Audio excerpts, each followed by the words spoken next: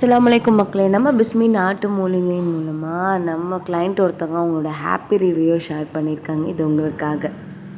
என்னடா உங்களை போல ஒரு டாக்டர் நான் பார்த்ததே கிடையாது.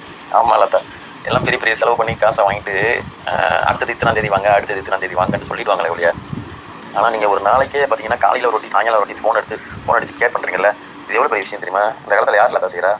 இப்போ இங்கிலீஷ் டாக்டரை விடுங்க, இப்போ சித்தாவில் போனாலும் சரி, யுனானியில் போனாலும் சரி, ஹோமியோபதியில் போனாலும் சரி, யாரும் கேட்குறதே கிடையாது. உங்களுக்கு யாருமே கேட்கறது கிடையாது. இதுக்காகவே உங்களுக்கு எவ்வளோ காசு வேணாலும் கொடுக்கலாம்.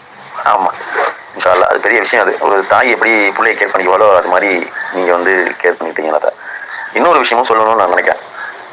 2020 எனக்கு வந்து அந்த ஃபர்ஸ்ட் கொரோனா ஆரம்பிச்சு பார்த்தீங்களா, அப்போ ஒரு ஆக்சிடென்ட் நடந்துருச்சு. காமராஜர் சாலை சிஆர்சி டெப்போ.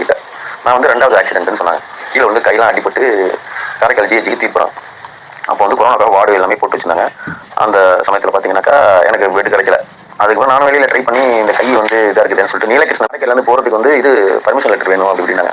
அவரோட ஒரு பையன் இங்கே வந்து அதெல்லாம் வேணாம், நீங்கள் வாங்க, நான் கூட்டு போகிறது தென்னை மாதத்தில் நல்லா போயிடுச்சு. இது நான் எதுக்கு சொல்ல வரேன்னு சொன்னால், அதெல்லாம் போகிறதுக்கு முன்னாடி காரைக்காலில் ஒரு ரொம்ப பிரபலமான ஒரு இது லேபு.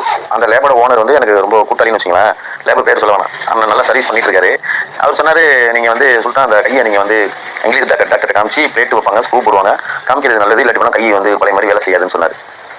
அதுக்கப்புறம் நான் என்ன பண்ணேன், இந்த நாட்டு மருந்தில் காமிச்சிட்டு திருப்பி அவரை போய் காமிச்சேன். நீங்கள் சொன்னீங்களங்க அந்த மாதிரி கை இங்கிலீஷ் மெடிசனில் தான் ஆப்ரேஷன் பண்ணி தான் நல்லா இதில் ஆகாதுங்க, இப்போ எப்படி ஆகுனுச்சு நீங்கள் பாருங்க அப்படின்னு சொல்லிட்டு நான் அவரை சொன்னேன். அவர் சொன்ன வார்த்தை என்ன தெரியுமா?